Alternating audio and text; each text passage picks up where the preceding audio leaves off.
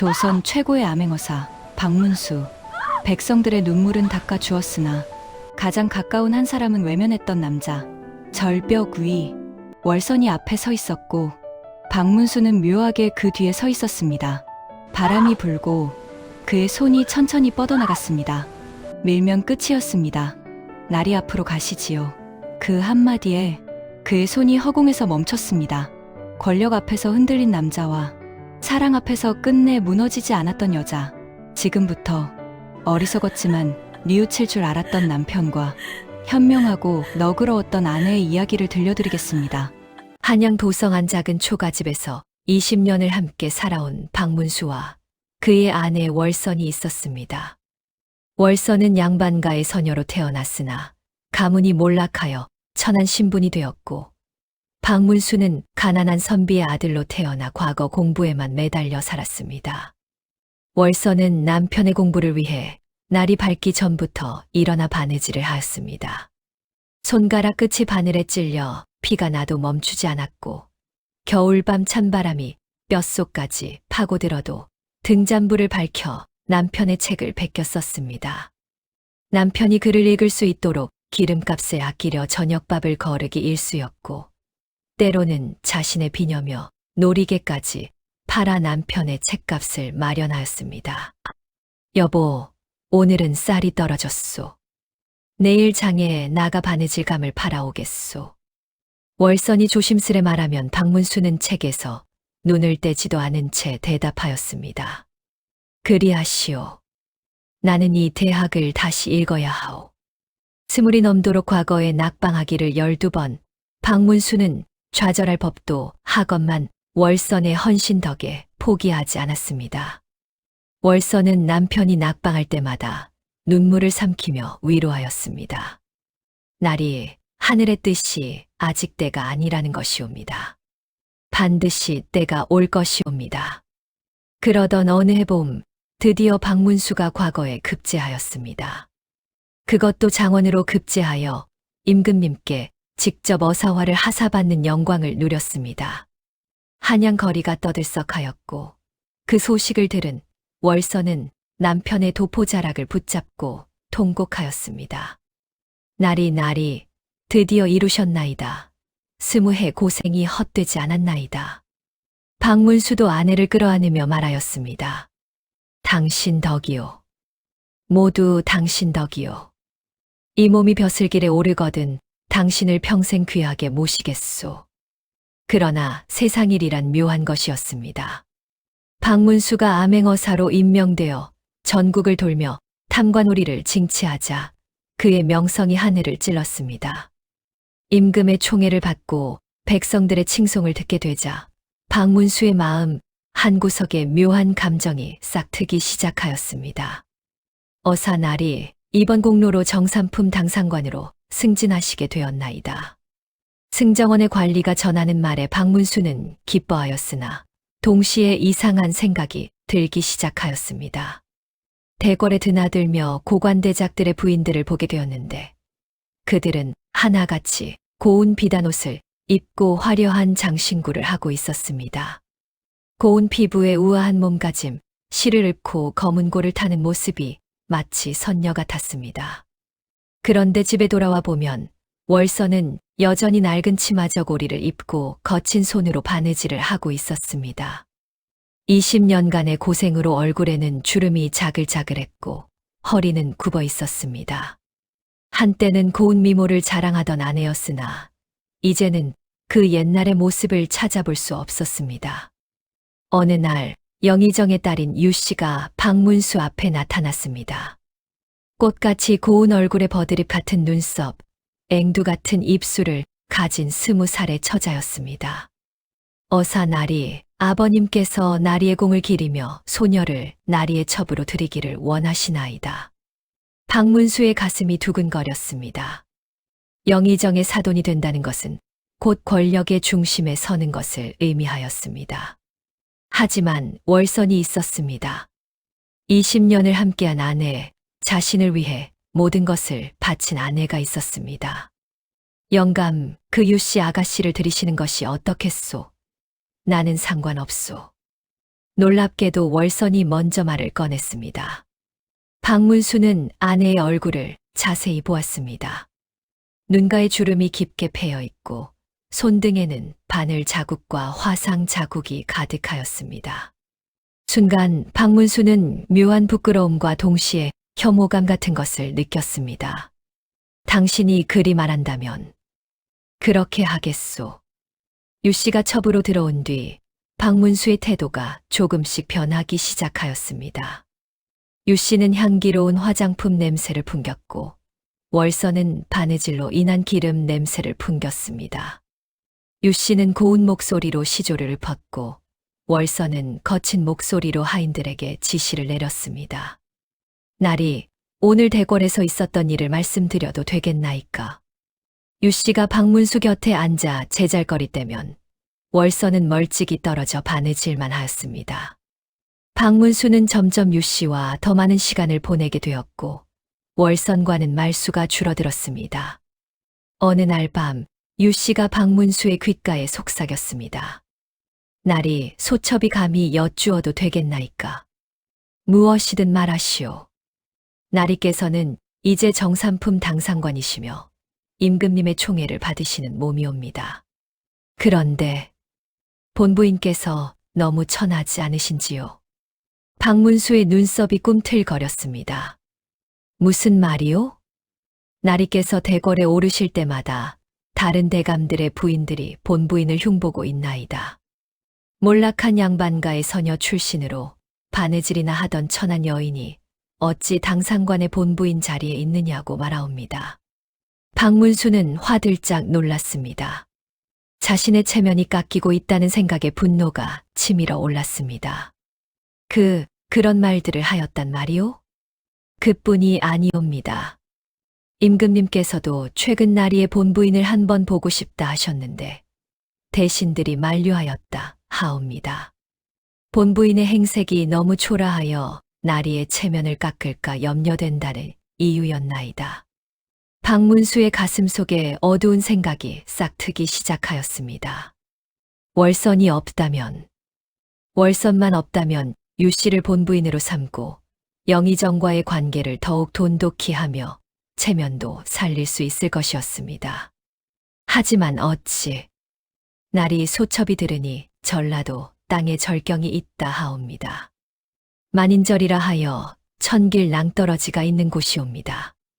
본부인께서 평소 경치 구경을 좋아하신다 하니 함께 다녀오시는 것이 어떠하시겠나이까? 박문수의 등골에 오싹한 기운이 흘렀습니다. 유 씨가 무슨 뜻으로 그런 말을 하는지 알 수 있었습니다. 그 순간 박문수는 자신이 20년을 함께한 아내를 죽일 생각을 하고 있다는 것을 깨달았습니다. 아니, 그럴 수는. 날이 소첩이 망발을 하였나이다. 용서하옵소서. 유 씨는 그렇게 말하며 물러났지만 씨앗은 이미 박문수의 마음속에 뿌려졌습니다. 밤낮으로 그 생각이 박문수를 괴롭혔습니다. 체면, 권력, 미래. 모든 것이 월선 때문에 가로막혀 있다는 생각이 들었습니다. 결국 박문수는 결심하였습니다. 여보, 내일 전라도 땅에 암행을 나가야 하오. 그런데 이번에는 당신도 함께 가면 어떻겠소? 월선은 깜짝 놀라 남편을 바라보았습니다. 소첩이 함께 가도 되겠나이까? 나리의 암행에 방해가 되지는 않을는지요? 아니요. 당신이 20년간 고생만 하였으니 이번 기회에 경치 좋은 곳도 구경시켜 주고 싶소. 월선의 눈가에 눈물이 맺혔습니다. 근래 들어 남편이 자신을 멀리하는 것 같아 속상했는데 이렇게 다정한 말을 건네니 감격스러웠습니다. 고맙나이다, 나리. 소첩이 평생 이 은혜를 잊지 않겠나이다. 다음 날 박문수와 월선은 말을 타고 전라도로 향하였습니다. 가는 길에 박문수는 이상하리만큼 친절하였습니다. 월선이 목이 마르다 하면 곧바로 물을 떠다 주었고 피곤해한다 싶으면 나무 그늘에서 쉬어 가자고 하였습니다. 나리께서 요즘 소첩에게 너무 잘해주시니 황송하기만 하옵니다. 당신이 나를 위해 희생한 것에 비하면 이것쯤이야 아무것도 아니요. 박문수는 그렇게 말하면서도 마음 한구석이 찢어지는 듯 아팠습니다. 하지만 곧 유씨의 고운 얼굴과 영의정의 권세가 떠올랐고 그 생각에 다시 마음을 굳게 먹었습니다. 사흘째 되는 날 드디어 만인절에 도착하였습니다. 천길 낭떠러지가 아득하게 펼쳐져 있고 그 아래로는 험한 바위들이 솟아 있었습니다. 떨어지기만 하면 뼈도 못 추릴 것 같은 무시무시한 곳이었습니다. 여보, 저기 절벽 끝에서 보면 경치가 장관이라 하오. 함께 가서 보시겠소. 그러하겠나이다. 두 사람은 절벽 끝으로 걸어갔습니다. 월선이 낭떠러지 아래를 내려다보며 감탄하였습니다. 날이 정말 장관이옵니다. 저 아래 계곡물이 구슬처럼 빛나고 바로 그때였습니다. 박문수가 월선의 등을 밀려고 손을 뻗었습니다. 손이 떨렸지만 박문수는 이를 악물었습니다. 그런데 바로 그 순간 발밑에 돌이 굴러 박문수 자신이 휘청거렸습니다. 으앗! 박문수가 균형을 잃고 앞으로 넘어지려는 순간 월선이 재빨리 박문수의 도포자락을 붙잡았습니다. 나리, 조심하시옵소서. 월선의 힘으로 박문수는 간신히 중심을 잡고 뒤로 물러났습니다. 박문수는 가슴이 철렁 내려앉았습니다. 자신이 아내를 밀려다가 오히려 자신이 떨어질 뻔하였고 그 아내가 자신을 구한 것이었습니다. 날이 괜찮으시나이까? 얼굴이 하얗게 질리셨나이다. 아, 아니요. 괜찮소. 박문수는 진땀을 흘리며 그 자리를 떠났습니다. 첫 번째 시도는 실패하였습니다. 아니, 실패를 넘어 망신을 당한 것이었습니다. 하지만 박문수는 포기하지 않았습니다. 객잔으로 돌아온 박문수는 밤새 뒤척였습니다. 절벽에서 밀어 떨어뜨리는 것은 실패하였습니다. 너무 위험하기도 하였고 자신의 서투름 때문에 오히려 자신이 위험해질 뻔하였습니다. 다른 방법을 찾아야 한다. 이튿날 아침 박문수는 객잔 주인에게 슬쩍 물었습니다. 주인장, 이 근처에 약방이 있소. 예, 나리. 저 아래 마을에 김선비라는 이가 약방을 하고 있나이다. 박문수는 혼자 약방으로 갔습니다. 약방 주인 김선비는 박문수의 관복을 보고 깎듯이 예를 갖추었습니다. 어사 나리께서 무슨 일로 이런 누추한 곳에 오셨나이까? 실은 쥐가 너무 많아 골치요. 쥐약을 구하러 왔소. 아, 쥐약 말이옵니까? 여기 아주 독한 것이 있나이다. 비상이라 하여 조금만 먹어도 사람도 죽을 만큼 독하옵니다. 박문수의 눈이 번뜩였습니다. 그것을 주시오. 날이 이것은 위험하오니 조심히 다루셔야 하옵니다. 박문수는 비상을 품에 넣고 객잔으로 돌아왔습니다. 그리고 월선이 좋아하는 대추차에 그 독을 탈 계획을 세웠습니다. 하지만 문제가 있었습니다. 얼마나 넣어야 할지 알 수 없었던 것입니다. 너무 많이 넣으면 냄새가 날 것이고 너무 적게 넣으면 효과가 없을 것이다. 박문수는 고민 끝에 적당량이라고 생각되는 만큼을 손가락으로 집어 찻잔에 넣었습니다. 그런데 손이 떨리는 바람에 생각보다 훨씬 적은 양이 들어갔습니다. 저녁 무렵 박문수는 월선에게 직접 차를 내왔습니다. 여보, 오늘 내가 직접 차를 끓여보았소. 한번 마셔보시오. 월선은 감격하였습니다. 남편이 직접 차를 끓여준 것은 혼이 난 이후 처음이었습니다. 날이 고맙나이다. 이 차를 받아 마시겠나이다. 월선이 차를 마셨습니다. 박문수는 긴장한 채 지켜보았습니다. 한 모금, 두 모금. 월선은 다 마시고 나서 미소를 지었습니다. 나리께서 끓이신 차는 맛이 각별하옵니다. 그런데 아무 일도 일어나지 않았습니다. 한 시즌이 지나도 두 시즌이 지나도 월서는 멀쩡하였습니다. 박문수가 넣은 독약의 양이 너무 적었던 것입니다. 오히려 이상한 일이 벌어졌습니다. 밤이 되자 박문수 자신이 배가 아프기 시작하였습니다. 배가. 날이 무슨 일이시옵니까?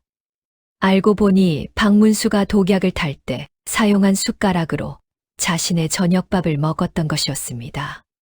숟가락에 묻어있던 득소량의 독 때문에 박문수는 밤새 설사를 하였습니다. 날이 제가 약방에 다녀오겠나이다. 월선이 허둥지둥 약방으로 달려가 약을 지어왔고 박문수는 그 약을 먹고서야 겨우 나았습니다. 두 번째 시도도 완전히 실패하였을 뿐만 아니라 오히려 자신이 고생을 하고 아내에게 간호를 받는 꼴이 되었습니다. 월선은 어리석지 않았습니다. 평범한 여인이었다면 눈치채지 못했겠지만 20년 동안 남편을 뒷바라지하며 온갖 고생을 다 겪은 월선은 세상 물정에 밝았습니다. 절벽 위 나리께서 묘하게 뒤에 서 계셨고 앞으로 나가자고 하셨다. 그리고 차를 직접 끓여주시다니. 평소와 다른 모습이다. 월선은 남편의 행동을 곰곰이 되새겨 보았습니다.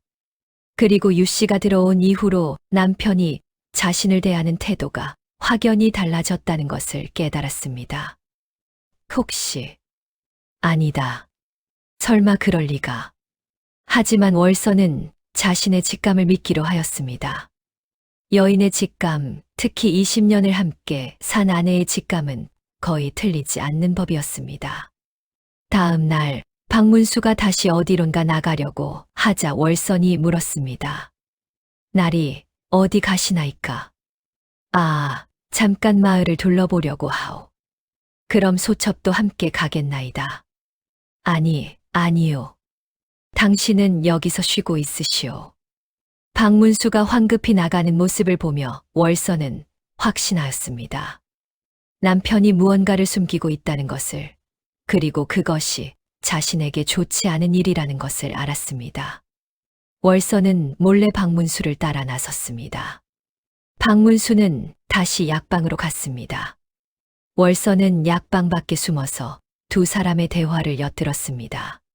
선비, 지난번 그 쥐약은 효과가 없었소. 더 독한 것은 없소. 날이 이상하옵니다. 비상은 아주 독한 것인데 혹시 양을 너무 적게 쓰신 것은 아니옵니까? 그런 것 같소. 이번에는 확실한 것을 주시오.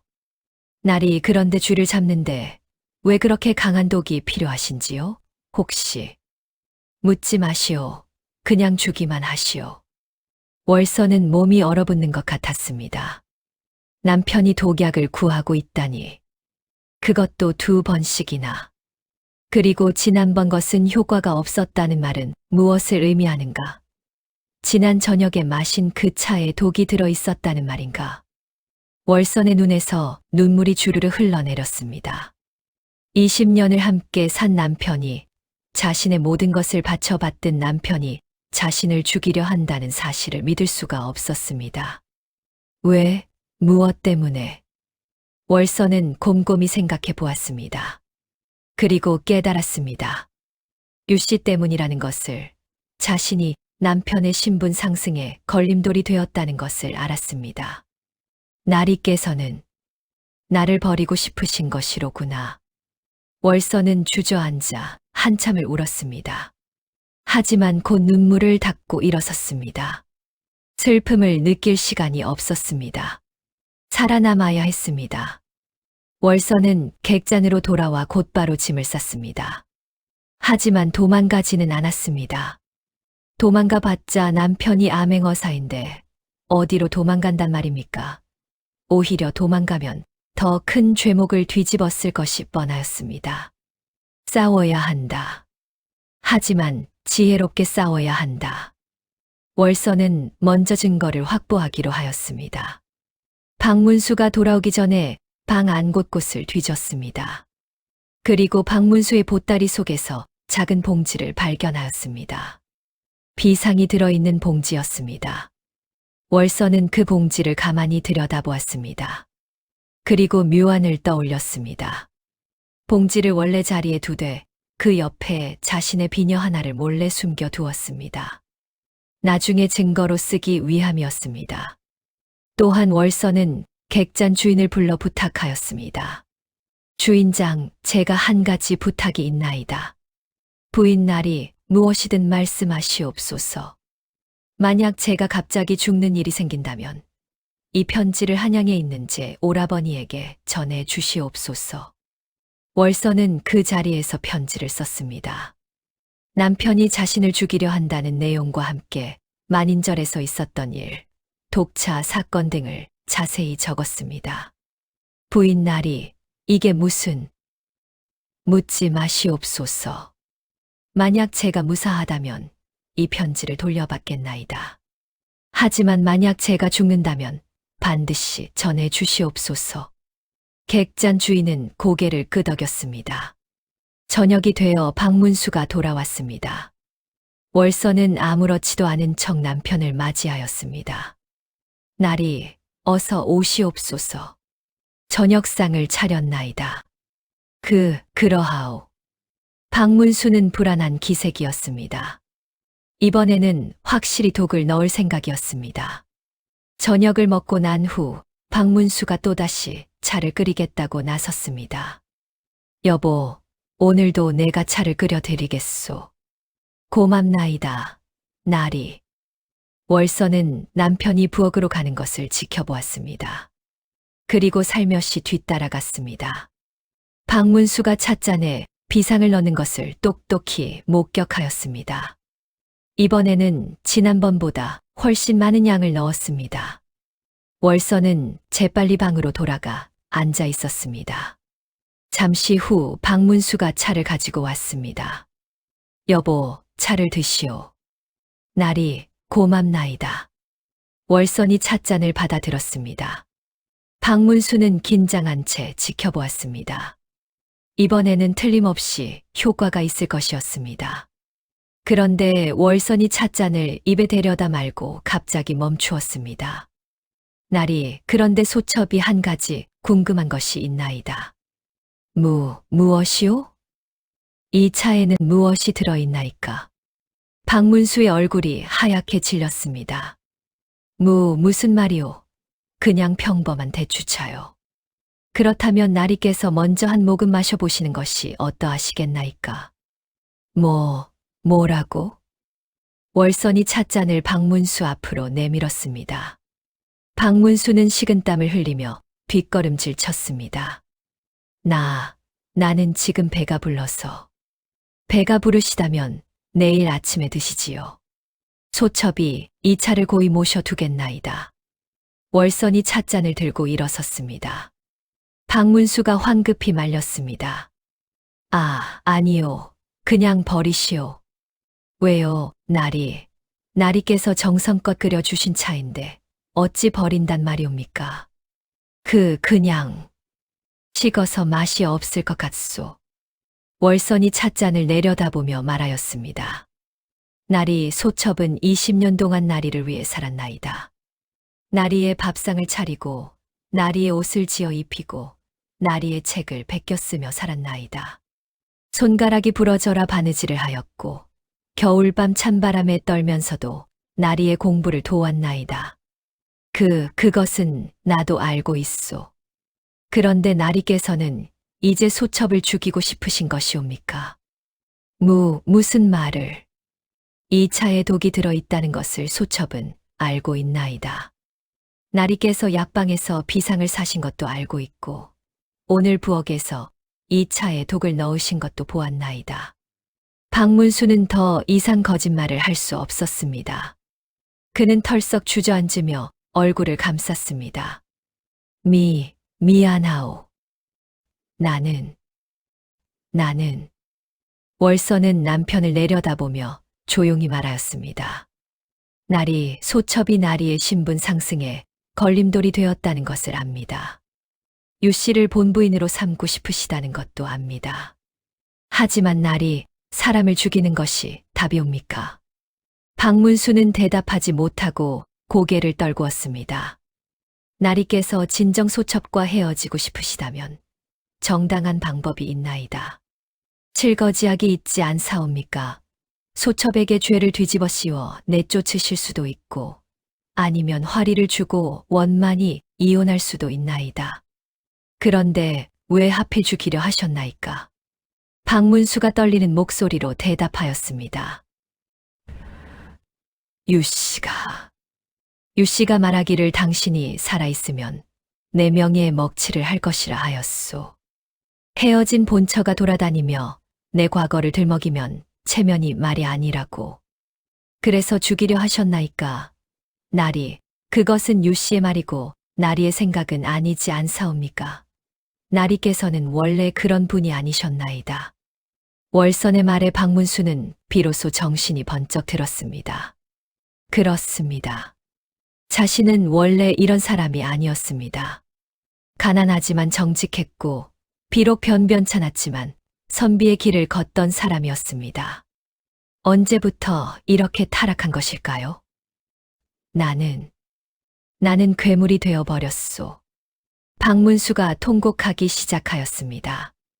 20년을 함께 산 당신을, 나를 위해 모든 것을 바친 당신을 죽이려 하다니. 나는 짐승만도 못한 놈이오. 월선은 남편 옆에 앉았습니다. 나리, 아직 늦지 않았나이다. 나리께서는 아직 실제로 소첩을 해치지는 않으셨나이다. 2번 다 실패하셨지 않사옵니까? 박문수가 고개를 들어 아내를 보았습니다. 아내의 눈에는 눈물이 가득했지만 그 눈빛은 따뜻하였습니다. 당신은 나를 용서할 수 있소. 소첩은 솔직히 지금 당장은 용서하기 힘들다고 생각하나이다. 하지만 나리께서 진심으로 뉘우치신다면 시간이 지나면 용서할 수 있을 것이옵니다. 나는 당신에게 무슨 얼굴로.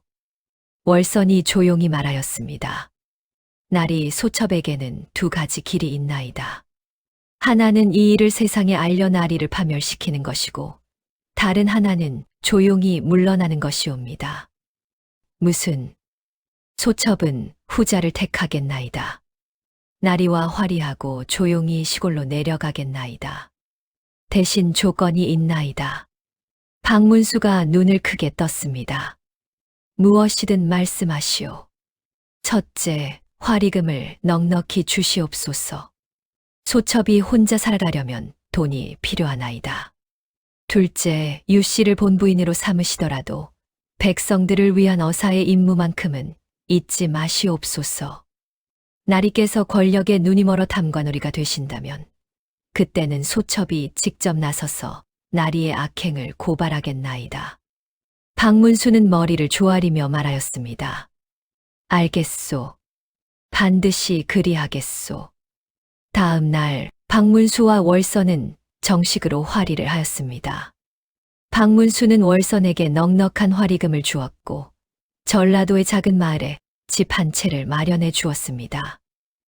여보, 아니 월선 낭자, 정말로 미안하오. 나리, 이제 남남이 되었으니 그만 가시옵소서. 박문수가 떠나려다 말고 다시 돌아섰습니다. 한 가지만 물어도 되겠소. 당신은 어째서 나를 파멸시키지 않았소? 당신에게는 충분한 증거가 있었소. 객잔 주인의 증언도 있고 약방 선비의 증언도 받을 수 있었을 것이요. 월선이 쓸쓸히 웃었습니다. 나리를 사랑했기 때문이옵니다. 비록 나리께서 소첩을 죽이려 하셨어도 20년의 정을 하루아침에 버릴 수는 없었나이다. 그리고 나리께서 백성들을 위해 일하시는 모습이 자랑스러웠기 때문이옵니다. 나리께서 탐관오리를 징치하고 억울한 백성을 구하시는 모습을 보며 소첩은 나리와 혼인한 것을 한 번도 후회한 적이 없었나이다.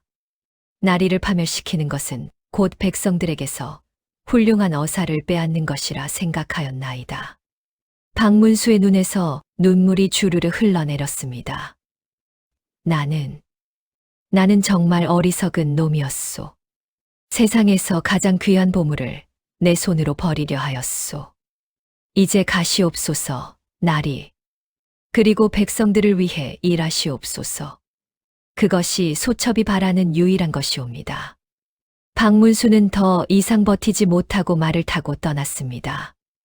월선은 그 뒷모습을 한참 바라보다가 돌아섰습니다.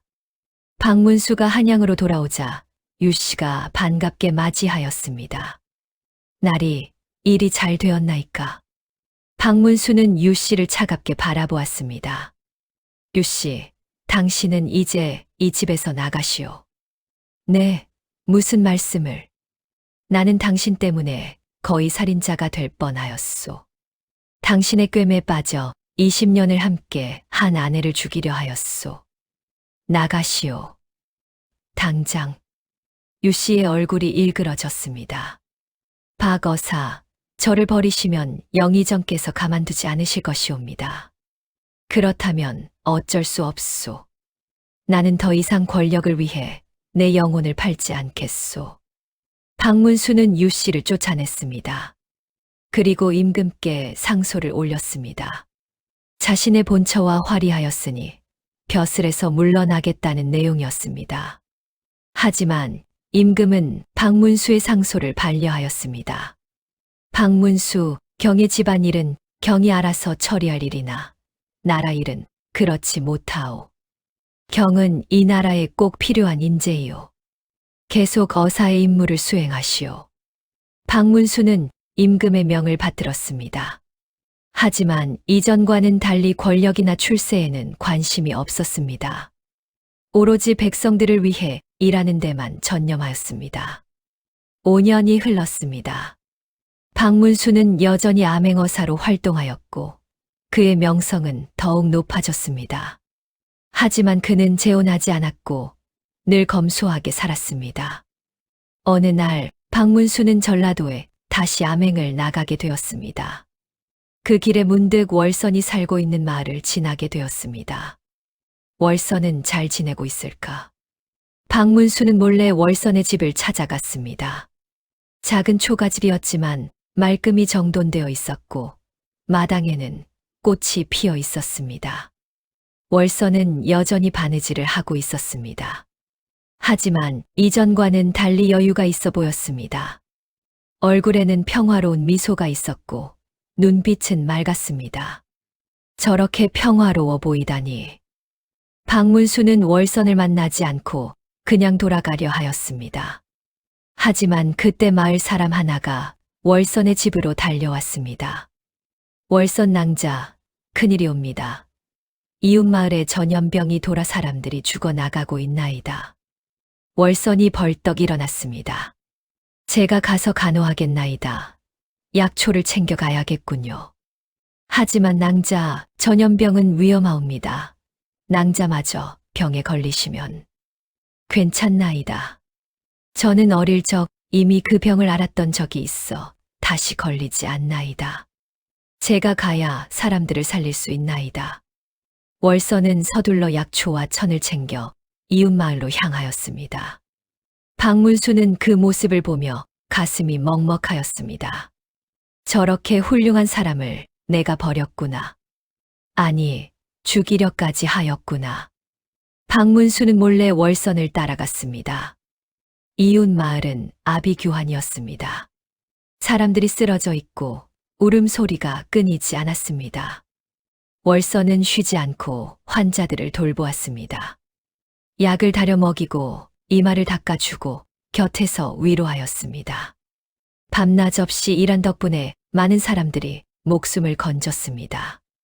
박문수는 멀리서 그 모습을 지켜보며 눈물을 흘렸습니다. 전염병이 잠잠해진 후 박문수는 용기를 내어 월선을 찾아갔습니다. 월선은 피곤한 기색이었지만 박문수를 보자 놀라며 일어났습니다. 날이 어인일로. 월선 낭자, 용서하시오. 나는 낭자를 만나지 않고 그냥 떠나려 하였소. 하지만 낭자께서 사람들을 구하는 모습을 보고 도저히 그냥 갈 수가 없었소. 월선이 고개를 저었습니다. 날이 이미 지난 일이옵니다. 저는 나리를 원망하지 않나이다.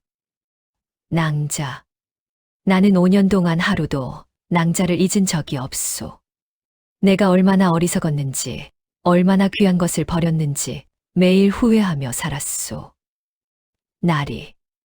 낭자, 나는 지금도 암행어사로 일하고 있소. 하지만 이제는 권력이나 명예를 위해서가 아니라 낭자께서 원하신 대로 오로지 백성들을 위해 일하고 있소.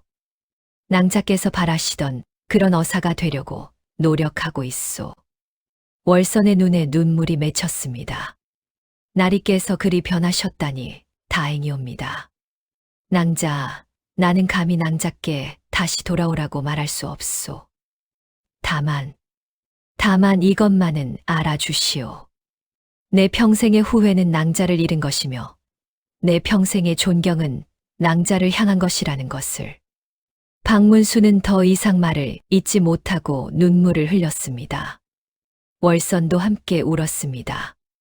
나리, 저도 고백하겠나이다. 저 역시 나리를 잊지 못하였나이다.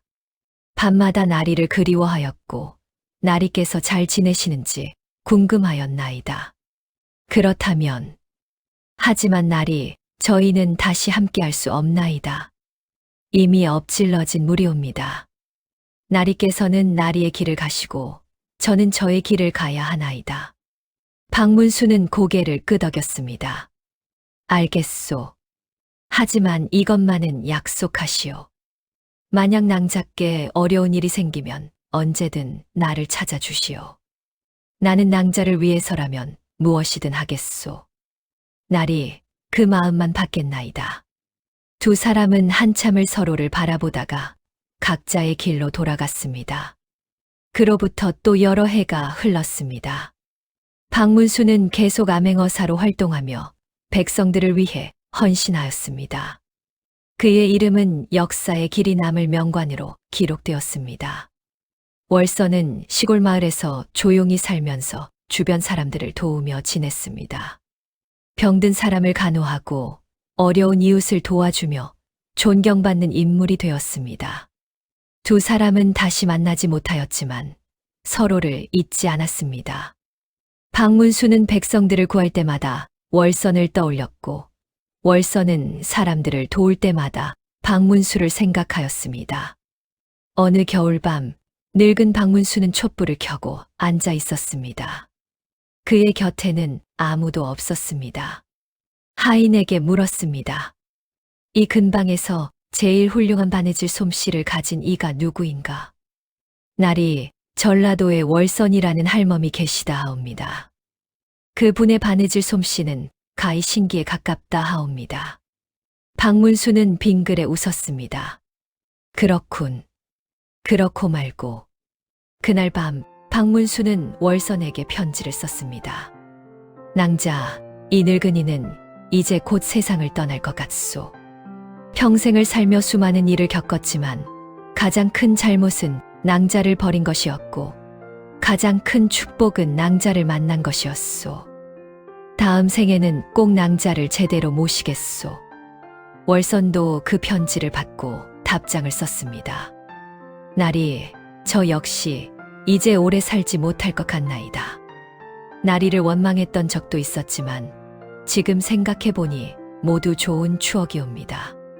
다음 생에 다시 만나게 된다면 그때는 서로를 더욱 아끼며 살기를 바라나이다. 두 사람은 각자 다른 곳에서 생을 마감하였습니다. 하지만 사람들은 그들의 이야기를 오래도록 기억하였습니다. 어리석었지만 미우칠 줄 알았던 남편과 현명하고 너그러웠던 아내의 이야기를. 그리고 마을 사람들은 이렇게 말하곤 하였습니다. 진정한 사랑이란 한 번도 실수하지 않는 것이 아니라 실수를 뉘우치고 바로잡는 것이며 진정한 지혜란 복수하는 것이 아니라 용서하는 것이다. 오늘의 이야기는 여기까지입니다. 이야기가 마음에 남으셨다면 따뜻한 댓글로 응원 부탁드립니다. 감사합니다.